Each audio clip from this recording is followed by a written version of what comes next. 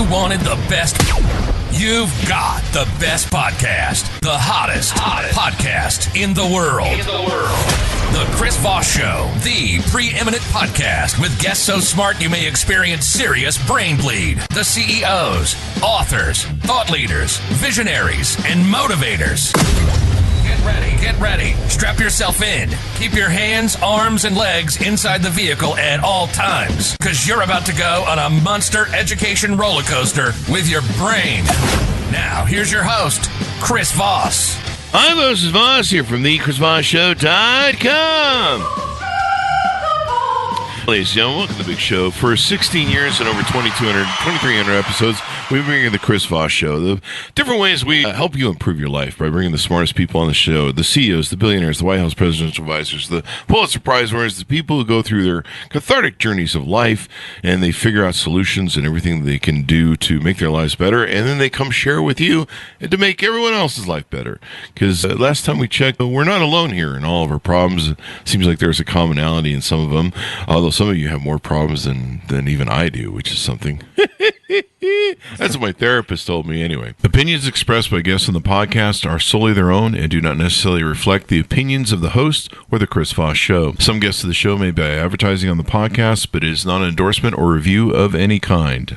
Today we have an amazing young man on the show. We're going to be talking to him about his insights and how he can help you with health, diet, gout, and all sorts of different things, and how he's overcome them. That's the little great thing about stories. They help us understand like an owner's manual to life.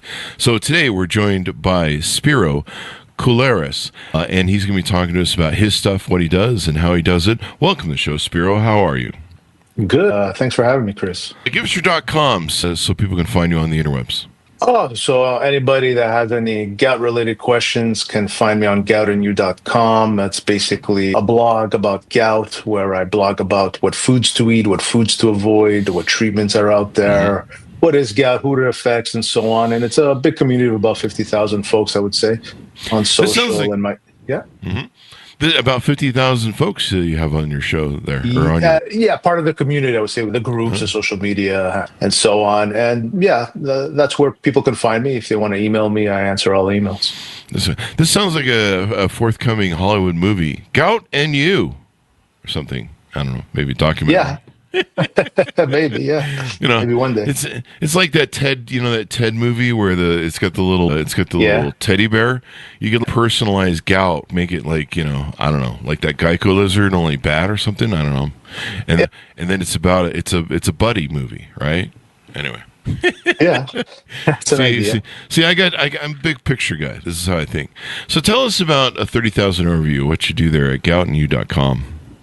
So basically, goutandyou.com. What is gout? Gout is an arthritic condition. It affects about 2 to 4% of the general population, I would say. 3/4 of men suffer from it, 25% of women. It affects folks usually over 50. The older you get, the higher risk you are of getting gout.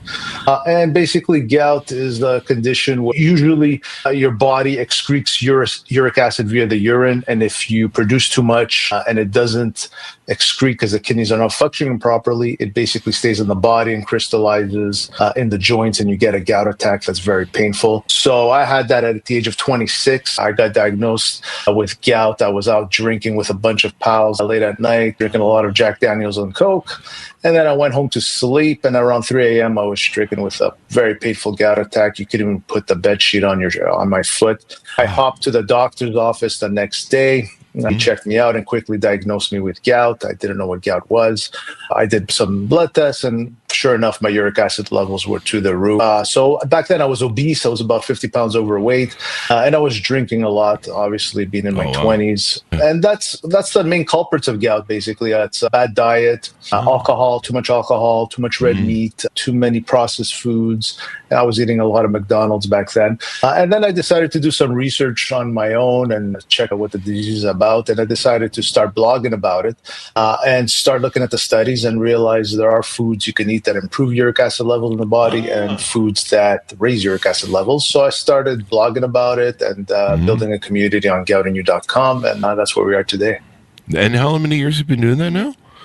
Oh, boy, I would say since 2014, 15 around. So close to 10 years.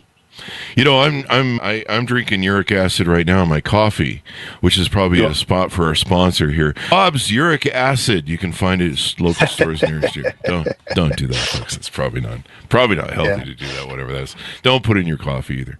The attorneys made me say that. Oh yeah, I mean this is a big deal. I've seen my mom suffer from gout attacks. I may have had some gout attacks when I was drinking. There were some times back when I used to hard drink, I would eat, it was either that or it was low potassium attacks, right? You get what do they call them?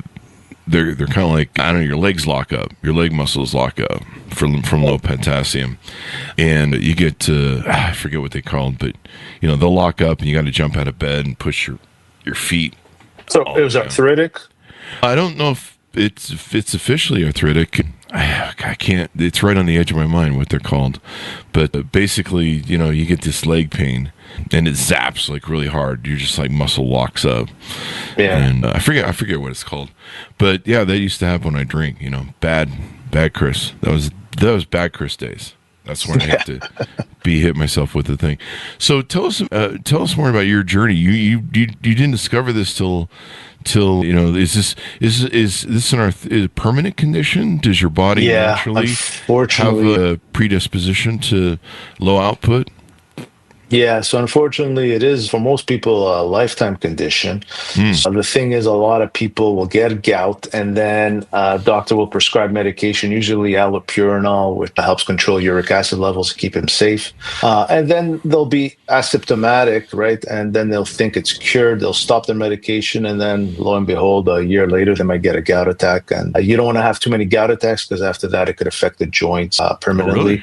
So yeah, a lot of people write in that they've cured it themselves, that was through diet and so on. I say great, but keep doing some blood work, checking where uric acid levels at.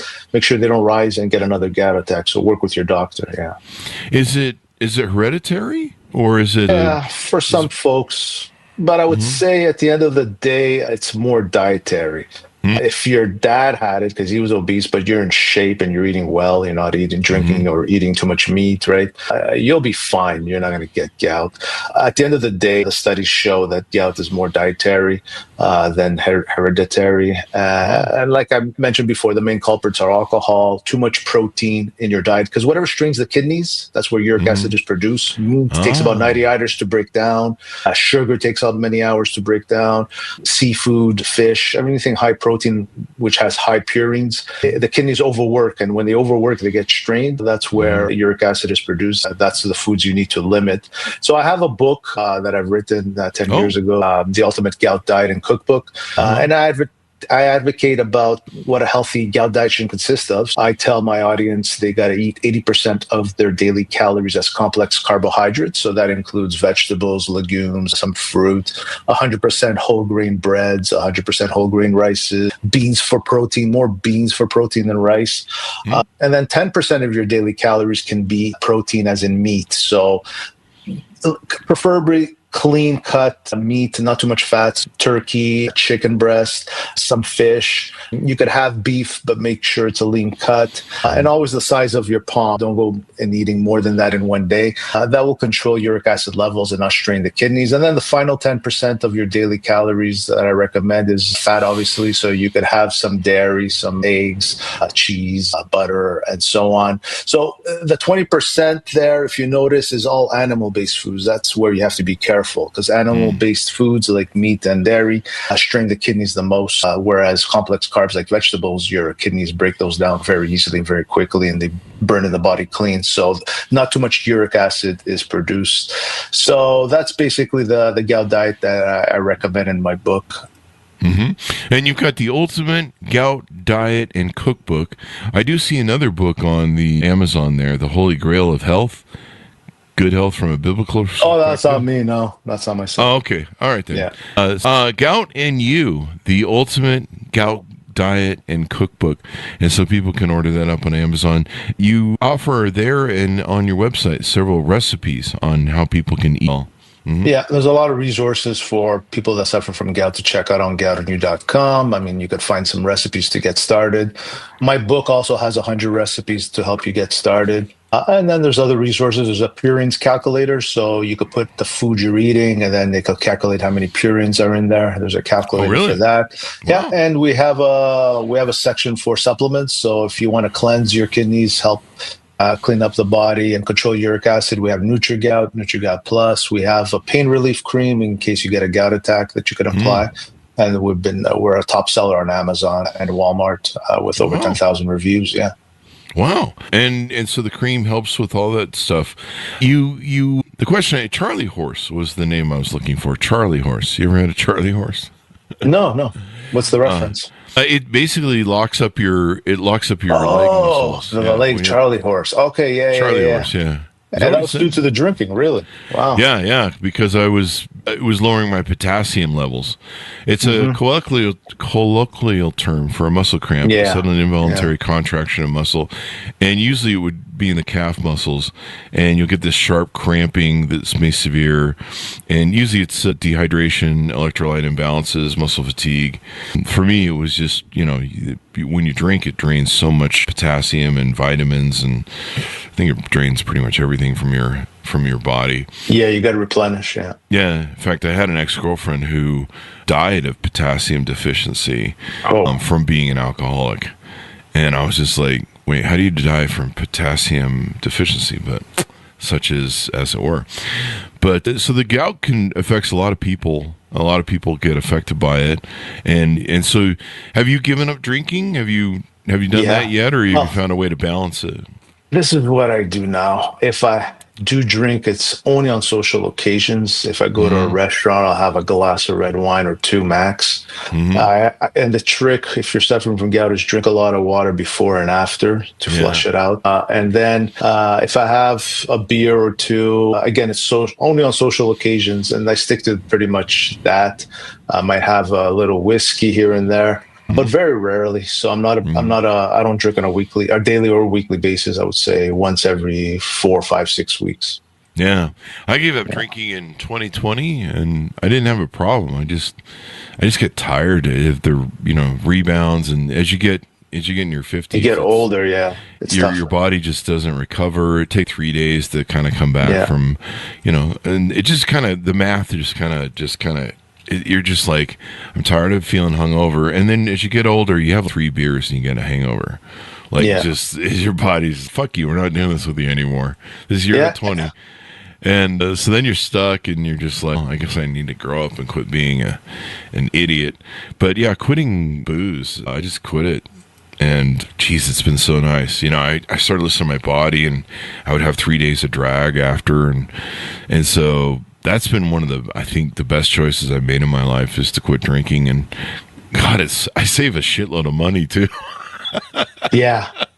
So there's a plug for getting rid of that. So people can go on your website, they can figure out what's good and what's not. What do we need is processed foods a major problem, I would imagine? Yeah. So processed foods, again, the kidneys get strained when you eat processed foods, and there's a lot of ingredients that raise uric acid levels. I would say the most dangerous one being high fructose corn syrup.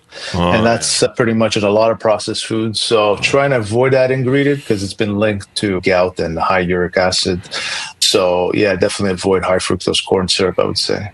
Can I still go to McDonald's? Yeah, listen, you could do it once in a blue moon, I would say, for McDonald's.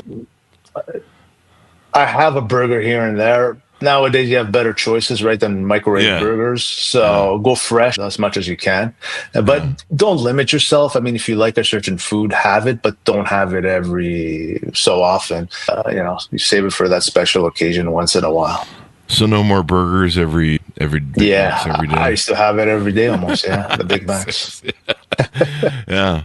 Is it part of it limited kidney function from either that's damage or hereditary or as so well? Over time, as you're eating more and more protein, you're damaging the kidneys. Really? And that's why, you're basically because the kidneys have worked so hard throughout your lifetime that they're not functioning properly and they're not excreting uric acid, that you get a gout attack. And that's why it occurs mostly in folks 50 and over. In my case, I got it so young because my doctor said that I was born with a minor thalassemia, which is a disorder in the Mediterranean because I'm of Greek background.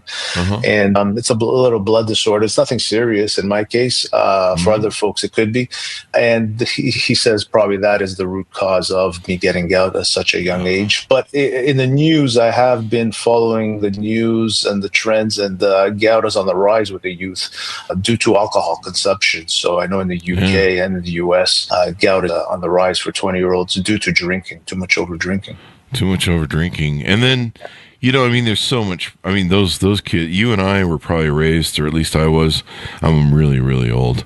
I don't mean to throw you in the bus under how old we are, but I'm pretty darn old. And, we grew up eating natural foods, and then somewhere in the 70s or 80s, we crossed over into, this highly processed, highly sugarized food. Yeah. And these new kids on the block, they, that's all they've probably known is McDonald's and crap foods and crap stuff. And so that's where they're at. So I can imagine, it's going to affect them more because they grew up in this kind of world. And I was really lucky. I started losing weight in 2016. I started tuning in my body. I got sick of being overweight. I went veganese, where I mixed being vegan with a few other things, I guess. And I get yelled at if I don't explain what exact one of the 2,000 variations of veganism there is. So I never know which is the correct one, but I just started eating clean.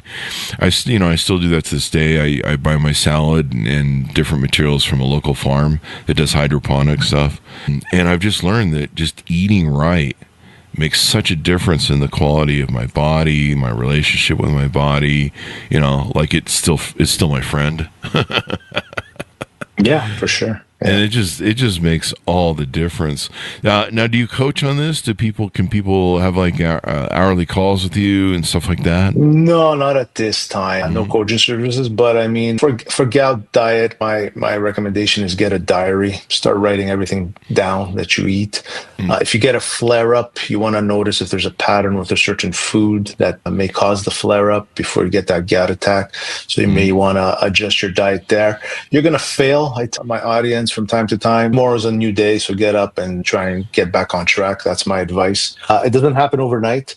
It takes a few months, right, for you to get used to eating cleaner and healthier.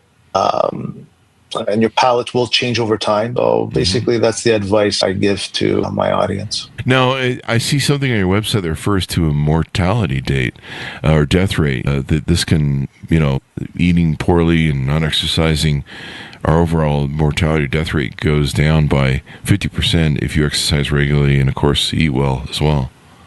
Yeah, definitely. Hit the gym like I do. If you hit the gym and do weights at least 3 times a day. There's a study that came out a couple of months back that says you're going to live an extra 10 years on average. Oh, wow. That's what a long-term study stated in conclusion.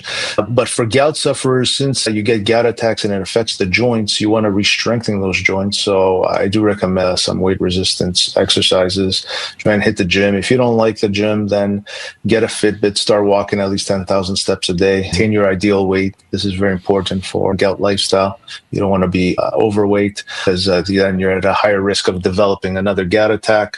And try and be physically involved. Find something that you like. If it's not walking, then if you like basketball, play basketball at least once, twice a week. Do something at least to keep those joints active and control uric acid levels, because exercise does help also control uric acid. So people can buy your book on the website. They've got pain relief and joint health support gummies, tropical pain relief cream, and from when you've been in the tropics for too long. No, topical pain relief. I'm just kidding. Yeah. It actually does say tropical, so that's why I was basically really. Joking. I'm gonna have to check that typo. All right, that's okay. My website's full of typos, but I like the title. Tropical pain. I figured tropical meant that it's maybe you got some pineapple smells in it, but soothing back really for neck and all that good stuff. But sometimes you're just in the tropics for too too long. You need a break. You need to go back to the city.